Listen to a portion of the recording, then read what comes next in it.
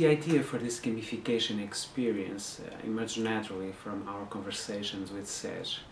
At the time, we were discussing international R&D projects and the issue of how to make effective dissemination of knowledge management in a way that creates engagement with the new insights and information that arise in this context.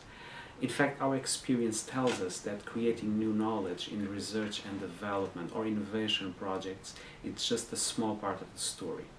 First, you have to capture new knowledge, make it explicitly represented, and then translate it to specific audiences, and only after that disseminate it across the organization, or several in the case of cooperative projects implemented by a consortium.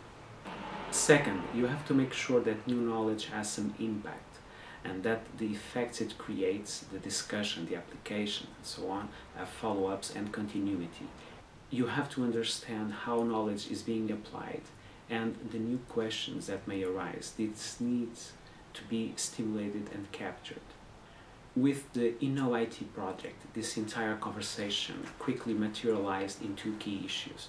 First, how to engage the participants in the courses or case studies, in the contents and activities, considering a blended learning environment, and second, how to stimulate and capture implicit knowledge.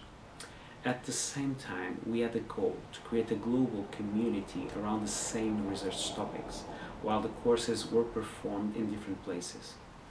So, think globally and act locally was a kind of a must-have for us.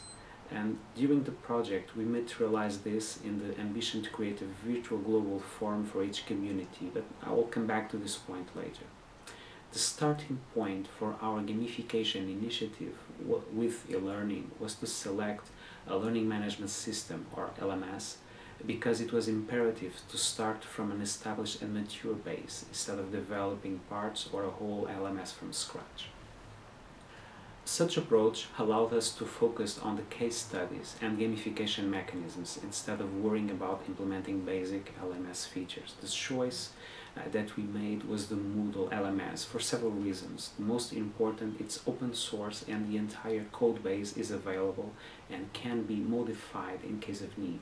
This flexibility allowed the creation of a plugin for gamified e-learning that we call GEL, but also changes to Moodle components to implement additional interactive features were possible at any time that we wished.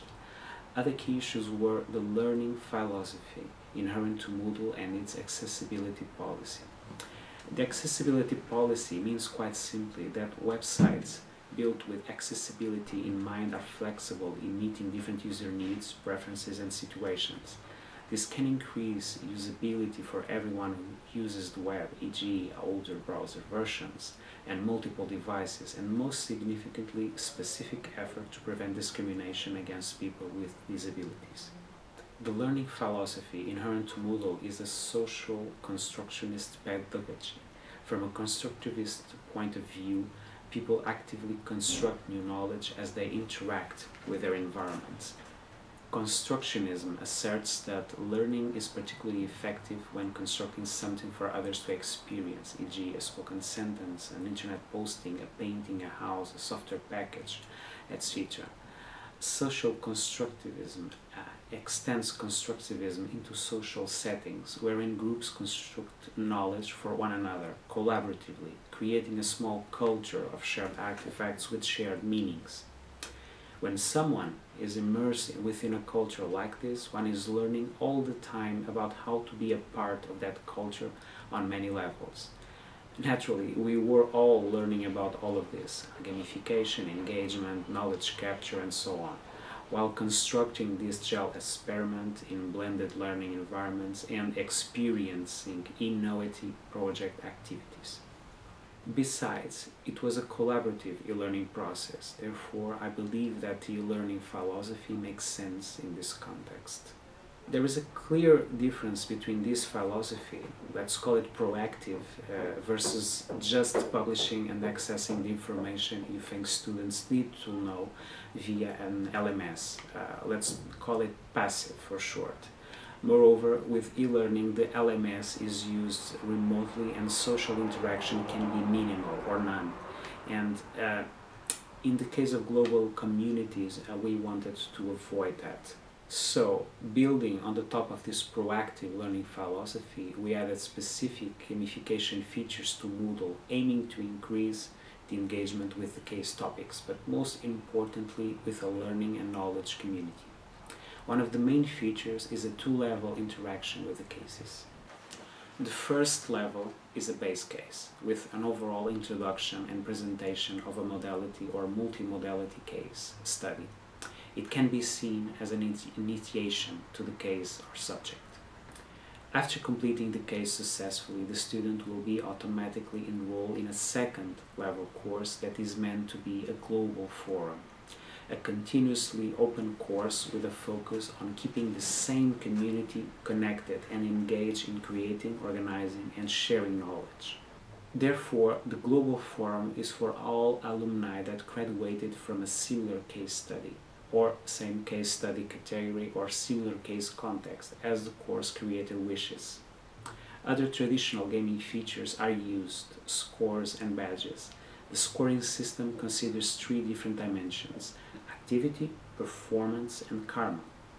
The activity of the student awards points to the student from actions that he or she performs, e.g. login, access to the case study, access to materials, etc. Basically, activities performed in the system. In contrast, the performance score is connected to evaluations, for example, quizzes. Karma is an entirely different dimension, as it awards points based on the contributions and social interactions of the student, e.g. uploading a new information to the case study discussion board and also voting the comments, giving the contributing student a set of karma points for this. The composite score of a student is a weighted sum of the three dimensions, having the karma to highest weight naturally. The classes, either courses or case studies, and teachers also have scores and rankings, consisting simply of the sum of the class student scores and each teacher student scores.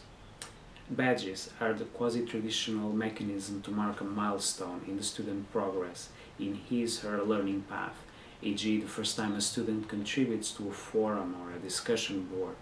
A forum starter badge is awarded, becoming visible in the student interface inside the gel plugin. Finally, some graphic elements in the user interface were conceived hinting at a game-like design, e.g. the specific avatars and logos for each type of case modality transport type, sea, road, train, and naturally the scoreboards and the badges. One of the usual issues with gamification is the notion that it introduces competitive behaviors in contexts that usually have none or don't have it explicitly. The actual aim of GEL has a light competitive orientation. While the main focus is higher student engagement to stimulate cooperation and have a good karma from sharing knowledge and increasing case discussion. Therefore, we aim to create a cooperative support system for the learning and case studies environment.